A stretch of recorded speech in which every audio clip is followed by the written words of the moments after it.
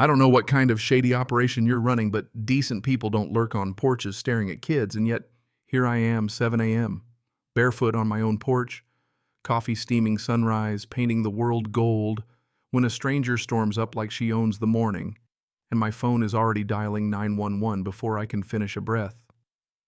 Yes, officer, suspicious man surveilling homes, watching the children as if sipping coffee on your own stoop is an act of war. That was the moment I learned people will try to legislate you right off your land if you let them. My name's Xavier. I grew up in Detroit, where you learn early that you earn the things you own. My old man ran electrical at the auto plant until the lights went dark on that whole industry, and every overtime hour, every grimy Saturday, rewiring somebody's McMansion, I saved and dreamed of a porch like the one I have now at 428 Maple Street, 1950s. Craftsman floorboards that tell stories when you walk, windows that open to honeysuckle, a railing worn smooth from 100 mornings. I remember the day I finally got the keys. I cried like a fool on the kitchen floor because this house meant I'd beat the odds one overtime check at a time. First week was suburban syrup. Mrs. Henderson brought snickerdoodles that smelled like cinnamon heaven. Earl told me which sprinkler had leaked, and somebody warned me about a loose porch board that groaned like a ghost. Quiet street, he said. Good people mostly, except the Whitmore woman. He added, voice dropping to a whisper. And the way he said, belongs, sent a chill down my spine. Delilah. Whitmore looked like a model citizen from a distance. Every blade of grass, uniform flowers, arranged like tiny soldiers. Cameras angled like she was guarding secrets. Up close, the smells told the rest, chemical fertilizer, like a warning sign, a smile that didn't reach her eyes. Day 8. I was replacing a burnt porch light when she came up with that welcome smile that means trouble wrapped in politeness. Hello, I'm Delilah Whitmore. Welcome. We just want to maintain the neighborhood's character. The way she said character made it clear this wasn't about paint trim, it was about who belongs on this street and who doesn't. Mentioned my electrician's license. My steady job at Morrison Electric, she said. Hands like it was a fault, not a skill. By the next week, she'd moved from thinly veiled warnings to a full harassment curriculum. Anonymous calls to code enforcement inspectors who looked embarrassed as they wrote me up for nonsense. $75 fines for grass paint mailbox position, half a day off work waiting around while my paycheck evaporated. Then she escalated. I came home from rewiring a restaurant kitchen to find Delilah in my driveway, photographing my house with a telephoto lens, like I was a suspect in a crime I didn't know I'd committed. Documenting code violations for the homeowners association, she said, with all the sanctimony of a juror who'd already decided the verdict. Problem was, there's no HOA here. She smiled and said there would be, and when there was, they'd have evidence. That night, Mrs. Henderson knocked hands, trembling, whispering like she'd been carrying a secret too heavy to hold. She's done this before. 3 families in 2 years. She calls them neighborhood improvement projects. I felt a cold certainty settle in. I wasn't her first target. I was the latest black man who dared to believe he belonged in a place like this. Weaponizing the police was Delilah's nuclear option. One Tuesday morning, I'm on my porch, coffee in hand, the cardinal in the maple, singing his territorial call when 2 squad cars pull up like thunder. Officer Rodriguez steps out, tired, the kind of man who'd rather be anywhere else. We got a call about suspicious activity. Delilah emerges with a manila folder of grainy photos, me on my porch, me waving at neighbors, innocuous things rendered sinister through telephoto lenses and bad intent.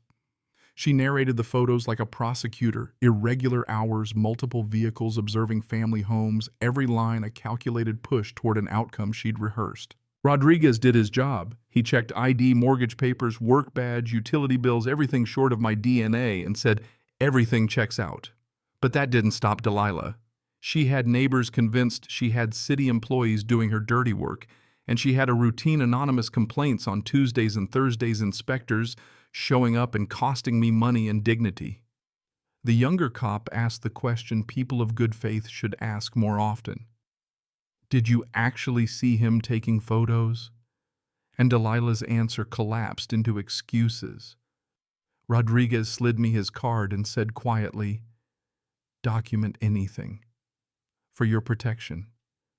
That was the day I learned the value of receipts in a world of lies. So I documented. I installed cameras, professional grade, motion-activated night vision audio cloud backups, the kind of kit that makes NASA blush, courtesy of my buddy Jerome. I kept logs like an inspector date time incident witnesses. My trade school teacher's phrase came back to me, "You can't fix what you don't document." Within days, a pattern emerged like the ghost lines on a blueprint. Delilah's calls hit dispatch the same days, same wording, a harassment factory feeding municipal departments. I learned the beautiful irony by pulling police into her campaign. She created an official paper trail of her own harassment. Then the cameras caught gold. Delilah trespassing at night, peeking through my garage window at 11 p.m., time-stamped grainy, undeniable. Suddenly, the whole thing felt less like paranoia and more like criminal harassment. But Delilah had been practicing this form of legal terrorism long before she ever set foot on Maple Street, a social media nest of vigilante groups, Sunset Grove Safety Watch, appearing like a disease overnight filled with retirees and angry keyboard moralists planting seeds of rumor. Her posts read like bad true crime fan fiction. Her pictures were shots from a spy novel. She photographed my work truck like it was contraband, captioned me living my life as if I were preparing a coup. That was when my sister Maya stepped in. She manages social media for downtown clients, a digital hunter.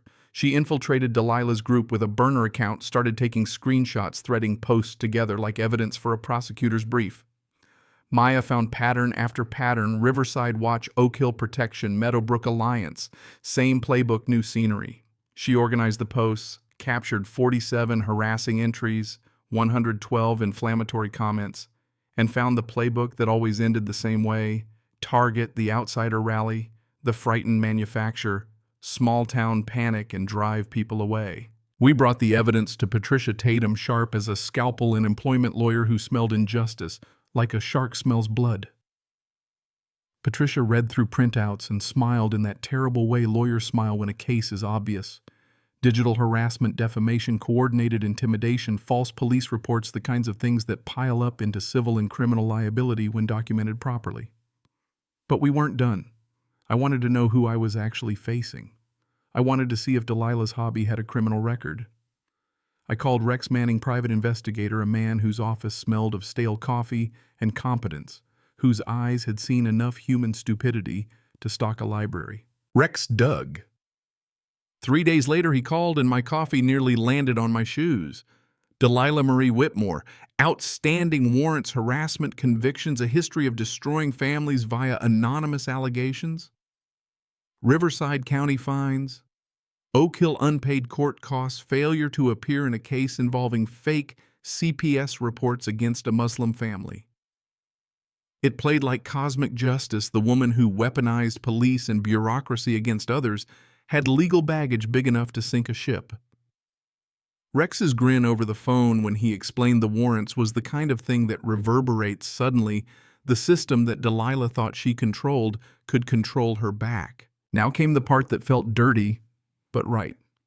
We built a trap using the same rules she loved to weaponize bureaucracy, public permits, witnesses.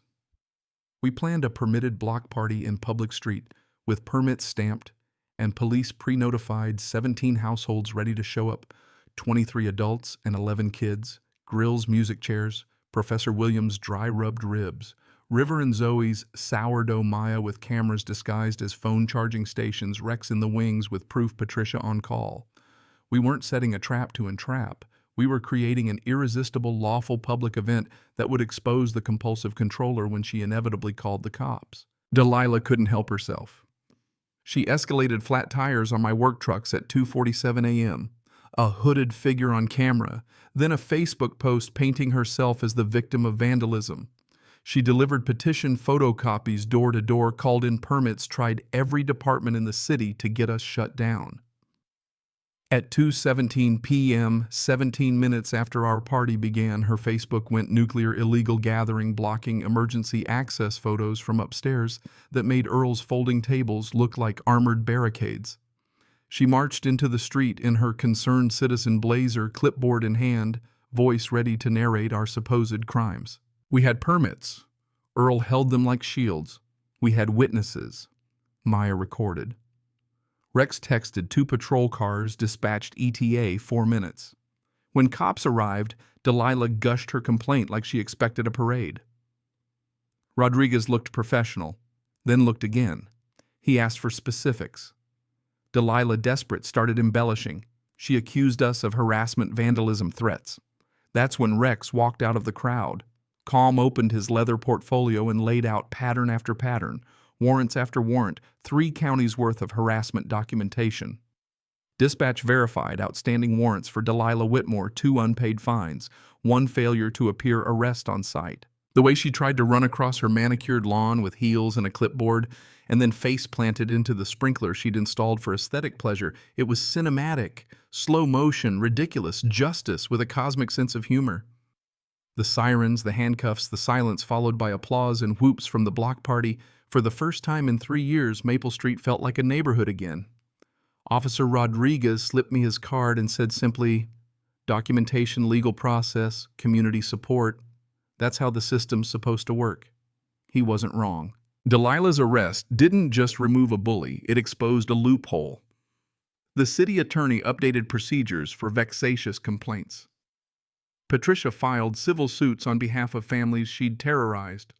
Rex added the case to his portfolio, and Delilah's house went on the market within weeks. The sale paid fines, restitution, and the families who'd suffered finally saw a measure of accountability. Sometimes the scales move slowly, but they do move. The best part wasn't the legal paperwork, though. It was the ritual of healing. Our block party turned into a monthly first Saturday's tradition. The vacant lot Delilah used to dump grass clippings became a community garden funded from settlement proceeds. Professor Williams taught neighborhood classes. Earl became a grandfather to kids whose real grandparents lived states away, and the cardinal in my maple tree started his morning call like a victory song instead of a warning. There's a moral here, not the kind that points fingers from a preacher's pulpit, but the kind that sneaks up on you in the quiet after the applause. Documentation matters. Community matters, and power left unchecked metastasizes into something cruel. You can be patient and methodical and still be humane. The fight for justice doesn't have to mirror the tactics of your enemy. Sometimes the right answer is not revenge, but exposure, not violence, but paperwork, not isolation, but coming together. The sting of the lesson was real. Leave people alone until they give you reason not to. And when they weaponize institutions against others, hit back with the same rules they exploited law witnesses' process. 6 months later, the new owners of Delilah's house bake cookies for the street the garden blooms, where resentment used to grow. The Tatum garden gnome stands on guard, and Professor Williams flies his pride flag without checking his mailbox every morning. Maya still laughs about how she nearly spat coffee over the laptop the day she infiltrated a hate group, and Rex calls from time to time just to say, "Nice work, electrician." I drink my coffee on my porch again, not watching my back, but savoring the light. Every so often I catch Earl and Mrs. Henderson on their porch, and we nod a small salute that means everything. So tell me, where do you draw the line between protecting a community and policing other people's lives? Was what we did justice, or did we stoop to the same weaponized tactics we fought? Drop your state and your wildest 911 abuse story below. Tell me if you'd have handled it differently, and if you've ever had a neighbor cross a line, how did it end for you? Share, comment. And let's keep this conversation going, because sometimes the only thing that beats fear is a neighborhood that remembers how to stand together. Cảm ơn các bạn đã xem video.